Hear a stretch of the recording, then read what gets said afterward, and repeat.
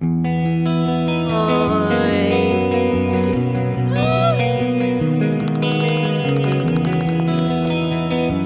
morning guys! Early in the morning, ito pala ang ginagawa ko. Nagdadala po ako ng pagkain para po sa aming mga manok. Siyempre, very fresh po na mga gulay.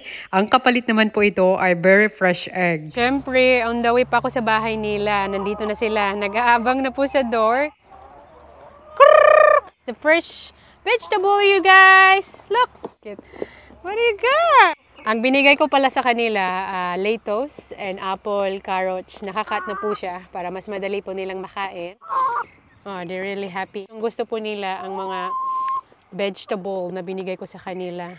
And that's very healthy and it's good for them. Ganyan po sila ka-spoiled sa akin. Siyempre, dahil binibigyan kami ng eggs every day. Woo! It's a lot of eggs here. Ito yung dalawang marites. 6, 7. Ito tayo sa kabila. 9, 11, 13, 15. Oh, may kaunting dumi. You can wipe that one para malinis po siya. 17, 18. 18 eggs for probably 2 days or 3 days. Nakalimutan ko na po. Pero sobrang dami po to para sa amin. But of course, sinishare ko naman din po ito sa neighbors namin and friends. And thanks for the eggs, Chucky! Ito pala guys, ay pipinturahan po namin itong water tank. Nakikita nyo, it's quite old and mas more mag-improve po ang aming backyard kung pipinturahan po namin ito. So, it's early in the morning. Ito na po yung goals ko. Magpintura po kami. Bumili na po kami ng mga kagamitan. Kompleto na po. At ito po ang kulay na ipintura ko po sa aming water tank. As you can see, yung kulay niya ay parang chocolate. Binagay ko lang po yung kulay sa background po na meron po kami ditong greenhouse. At sinimulan ko po agad pagpintura. So, makikita nyo po, I'm super excited kasi nakikita ko po yung kulay. Parang maganda po siya. Magmamatch po siya sa greenhouse. Siyempre, every new project ay masaya po talaga si Maria Lassen. Lalong-lalo na po, alam ko po ay mas mag-i-improve po talaga ang aming backyard. Itong water tank pala na ito ay sobrang luma na po talaga siya since 1960s. Since binili po namin ito, luma na po talaga. At ito po kami ni Dave, tulungan na naman po talaga. At ang sarap po talaga sa feeling na every project po namin ay malaking tulong po sa aming backyard para po ma-improve. Kasi yun po talaga ang aming dream, bigyan po ng buhay itong backyard po namin. Habang ginagawa ko po ito ay napapansin ko po, iba po yung expectation na kulay po na expectation ko. So guys, sabi ko kang Dave, baka dahil basa pa po siya, parang iba yung kulay. So anyway guys, we're not very experienced sa pagpintura. Ang alam ko lang po, inuna po talaga namin yung in the middle and then yung sa ibaba at sa itaas, balikan na lang po namin gamit po ang brush. At habang tumatagal nga, ang napansin ko po ng kulay sa pagpintura po namin ay parang naging kulay po rusty po siya. I'm not sure if it's just me, pero yan po talaga ang napansin ko, parang hindi ko po nagustuhan ang kulay habang tumatagal. Kasi yung point po, para ma-improve po itong backyard po namin, bigyan po ng buhay. At syempre, since nasimulan po namin, continue pa rin po talaga kami. At kinakabahan din po ako dahil ako po mismo ang pumili ng kulay na ito. Ang akala ko kasi, ang gantong kulay ay magmamatch po siya sa aming greenhouse. At syempre, nakagastos na po kami, bumili na po kami ng malaking lata. Kaya guys, hindi ko po talaga alam kung ano po ang maging outcome. At hanggang nag-stop po kami dahil kami ni Dave ay nagdesisyon po kami na kailangan po naming huminto sa aming ginagawa. Morning guys! Today, it's another day. Kahapon po ay nagpintura po kami but we have to stop dahil ang naging resulta po sa aming pagpintura ay hindi ko po nagustuhan. Punta po namin sa Bunnings, ito po yung pinili ko na kulay. Akala ko po ang gantong kulay ay magmamatch po siya sa kulay green sa greenhouse po namin. Pero yung naging resulta kahapon ay hindi po maganda. I'm not sure kung ako lang po, ipapakita ko po sa inyo. So guys, ito pala ang naging itsura po sa pinintura po namin kahapon. Hindi ko po alam kung makikita nyo po ang nakikita ko na parang kulay rusty po siya. Sa personal po, I'm not sure po sa video. Meron po diyang drum, kulay rusty na po yan. feeling ko po pagkatapos namin kahapon, naging match lang po sa kulay itong drum po dyan. Anyway, may drum po dyan kasi may mga connection po kami sa tubig. Protection po yan. So guys, we're not being negative or sobrang maarte. Parang hindi lang po talaga kami na-satisfied sa resulta. So since pinaghirapan po namin at yung binigay po naming effort at gastos, gusto po namin happy po kami sa maging resulta. Kaya uulitin po namin pagpintura. And today, attempt to. Kahapon po ay pumunta po ako agad sa Bunnings para po pumili ng ibang kulay po na pintura. Ito na po yung bagong binili po namin na bagong kulay po na pintura. Tingnan po natin. Yung kulay niya ay ito po. May pagka-green po siya na hindi po super dark green. And I'm hoping po na maganda po ang maging resulta na ito. Nandun na po kayo sa shop tapos papakitain na kayo ng maraming kulay. Ang hirap po, para sa akin kasi, kung ano lang po talaga ang babagay po sa aming backyard. So, yung kulay po na may pagka-green, I'm hoping po na babagay lang po sa aming surroundings since meron naman kami ditong greenhouse, yung bahay ng manok ay green. So, hopefully, final na po talaga ito. Kaya simulan na po namin ulit magpintura ngayon.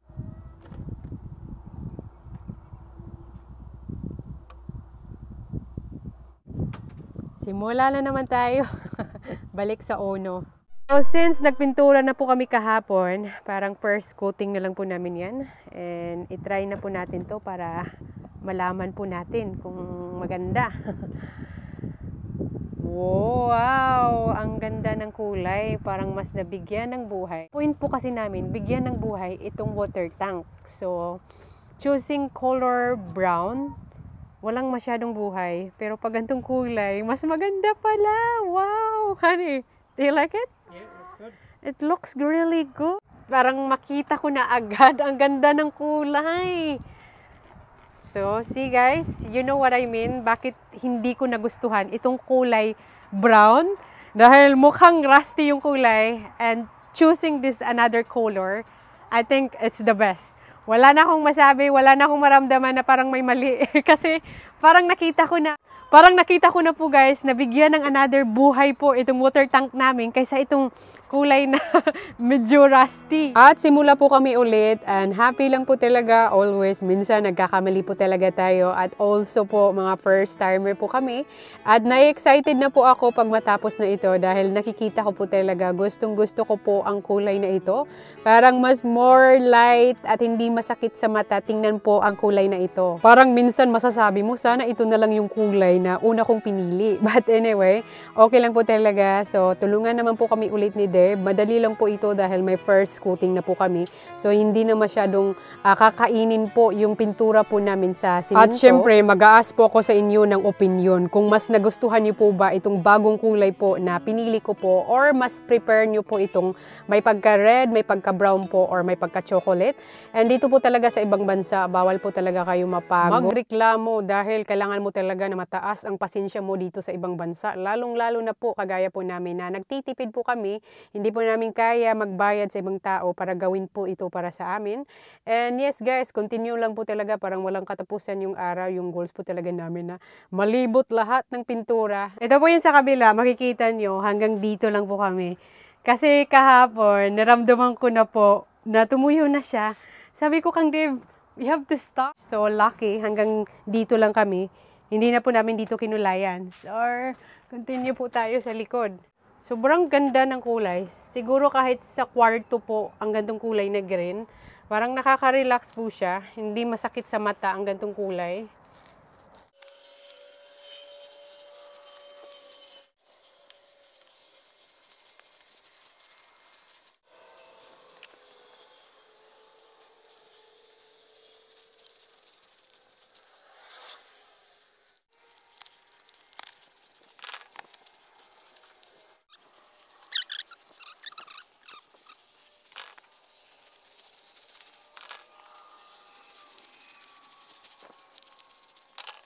Ito po sa kabila, malaki pa. Malaki pa ang trabahuin. Before and after. Saan yung mas gusto niyong kulay?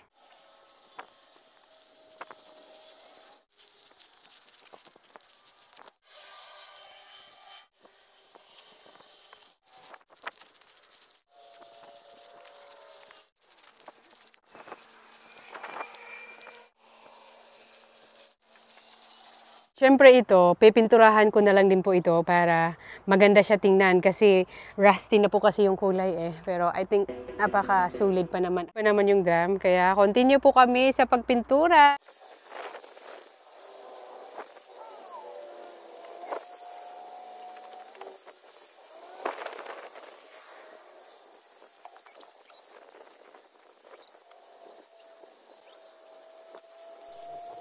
And at last, ito na po ang final look niya. What do you think po guys? Medyo basa pa po ito, hindi pa po talaga super dry.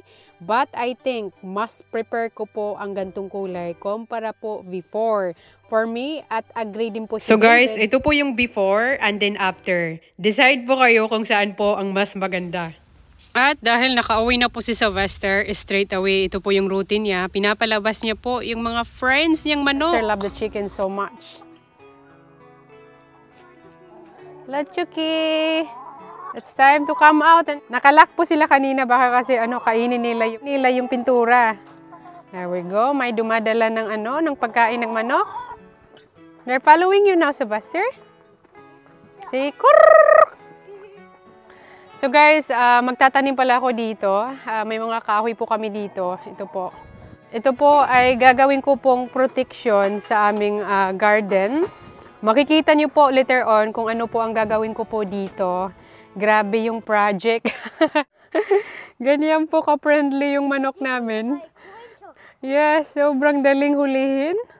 Naku, nagra-ride na. Siguro kung ako din yung manok. Hindi ko alam kung magustuhan ko mag-ride. Is it done? You think the chicken like it? Yung isa. Kahoy po tayo dito. Guys, si David ay pumasok po siya sa bahay. Tinulungan niya po kanina pero masakit talaga yung ngipin niya. On Monday, kailangan niya pong pumunta sa dentist para tanggalin po yung sumasakit na ngipin. Kaya kami lang po dalawa dito ni Sylvester. Kaya ito muna yung backup natin si Sylvester. Assistant ko, napakabait. Over here only, darling. Thank you. Very good boy. You're such a good boy. Wow! I do not need help now. I don't need help now. No, that's quite heavy, darling. Can you manage? Yeah. Uy, grabe ang lakas ng anak ko. So, excuse me, Chuk Chuk.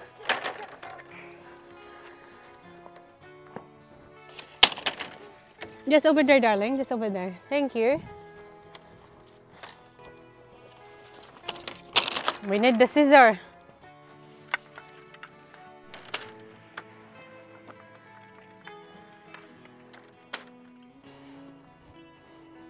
You right? Yeah, I need to take this one out.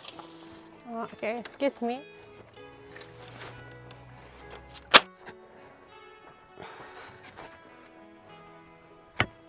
Have to dig this one.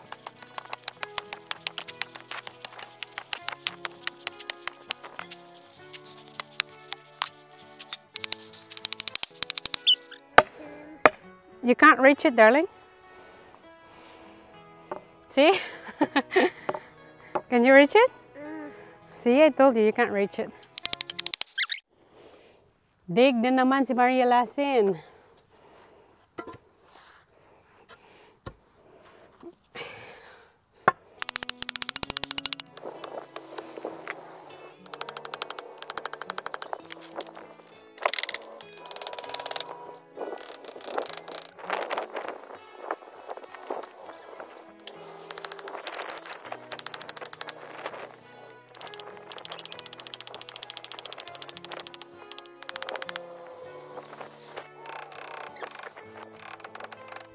Oh, is that your baby? No. Grabe, love na love niya yung mga manok. So guys, hindi ko po natapos paggawa itong garden bed namin dahil hindi po sapat yung kahoy na binili ko. Kailangan na naman po ako babalik sa Bunnings. Pero supposed to be, experiment ko lang po yun. Sabi ko kang Dave, try ko po to bilhin and then tingnan natin kung babagay siya. And then so far, nagustuhan ko po siya. Ito na po yung look niya ngayon. Ayan po, hindi po talaga totally straight. Huwag nyo na lang pong pansinin. And yung mga manok, super po nag-enjoy. May natira po kaming garden bed nung nagawa po kami ng greenhouse. So maganda po siya dyan ilagay. And marami pa pong kailangan gawin para matapos po dito at makatanim. But at the moment, malamig pa naman. So hindi po kami nagmamadali magtanim ng pang-summer. Kahit dito, tataniman po namin, malaki pa rin po yung space sa likod. So guys, hindi ko pala nabanggit po sa inyo. Tanim na pala kami ng cherry. Ito po, marami po kaming cherry na tinanim. 1, 2, nandun po yung iba sa kabila. Ito po, cherry po yan. Ito po yung una. At itong pangalawa po sa likod, maganda po dahil meron na pong dahon. Tingnan nyo, wow. I think magandang sign po yan. And ito po yung pangalawa. So, matagal na po ito, more than 4 weeks since we moved here. Nagtanim po kami agad. It's our opportunity magtanim dahil malaki yung space ng backyard namin. At ito po yung isa. Puntahan natin. Tingnan nyo, ang dami na pong dahon. Na-excited po ako. Tingnan nyo po dyan, empty pa talaga yan. At tingnan po natin sa labas. Ula! Grabe yung progressing po ng mga DIY project po namin. Kung tingnan po natin sa malayo, yung greenhouse, yung water tank, tsaka ito, lalagyan, hindi pa po tapos. I think parang gumaganda po talaga slowly ang aming backyard. And dito tayo sa kabila, tingnan. Ang ganda po, ngayon ko lang na-realize, ang ganda pala tingnan sa malayo. And yung bahay ng manok, tingnan nyo. Mga gawa lang po namin yan ni Dave. And ito po, garden bed po ito. Ginawa po naming lalagyan ng compost. At punta pala tayo dito sa kabila. Ipapakita ko po sa inyo ang malaking bakante po ng aming lupa. Ito po. So, tataniman po ng maraming orange. Blueberries, ganyan po siya kalawak. Empty pa po siya. So, mamimili po kami ng maraming orange. Dito po namin itatanim. And dito sa front, malaki pa dito ang aming lupain. Yung mga bulaklak, ang ganda po, namulaklak na po siya kasi spring na po dito sa Australia. Ito dito, halos mga native na kahoy po dito. And marami pa talagang pwedeng magawa sa aming property. Pero syempre guys, ang ginagawa namin para ma-improve po ang aming property, katawan din po talaga ang aming puhunan. Dahil nakakapagod din po talaga. Pero opportunity na din po talaga namin mananim since hilig po talaga kami mananim. At yung kapalit po talaga later on, patient lang po talaga kami dahil magbubunga lang po talaga lahat ng pinagpagura namin. And alam ko yun, worth it po talaga. Kaya always lang po talaga positive pag may ginagawa kami. At gustong-gusto ko din po talaga na pinapa-improve ko po ang aming property dahil kami lang naman din po yung mag-benefits, diba? At saka pa tumataas pa ang value ng aming bahay kung ano po yung nilalagay po namin para po sa aming bahay. Actually guys, I've been planning to bring one of my family po dito sa Australia. Gustong-gusto ko po talaga dalhin si nanay at tatay dito po sa amin para may pakita ko po itong bahay po na nabili po namin at super proud din po talaga ako na ipakita po sa kanila. Kaso my mom and dad, hindi po sila in a good position na din po nila. So, may dadalhin po ako dito, isang kapatid ko na kilala niyo po siya. It all depends kung ma-approve po ba siya, hindi. But hopefully po, makapunta siya dito. Since malaki po yung bahay namin, malaki ang space, madala ko po ang kapatid ko po dito. Maipakita ko po yung bahay po namin. Oh, dear! More eggs! How many eggs? 10. 2, 4, 6... It is 10! Daming itlog na naman ni Sylvester. What you gonna do with that? That's so many eggs! I'm gonna put more eggs in here. Yeah, I forgot to take one there to the morning. Yeah, I know.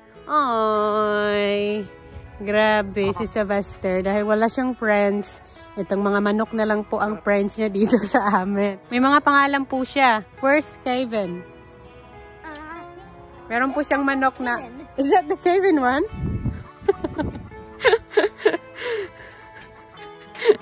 Paano mo yung kargahan yung dalawa na tsura, darling?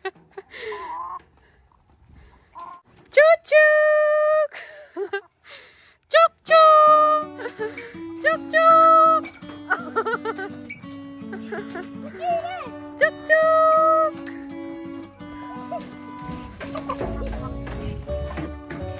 The Wilson Tuk-tuk!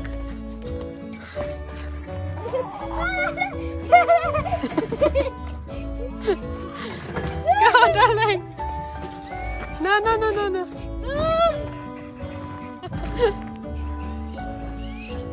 Be careful. Oh no, Sylvester!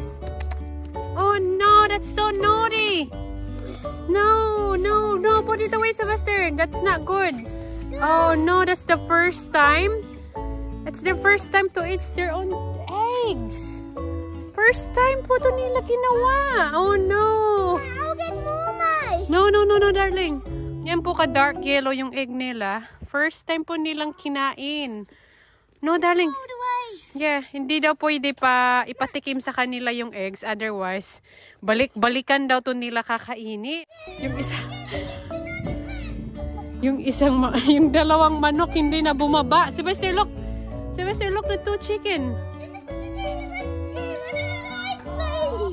You get another one? Manok guys, oh, hindi bumaba. Nagantay lang din kang Sylvester. Feeling free rides. Okay.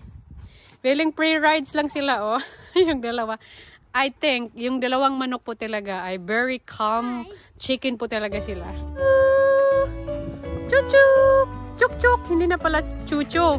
Chuk-chuk! All for today's video guys. Maraming salamat po sa inyong panonood. Bye!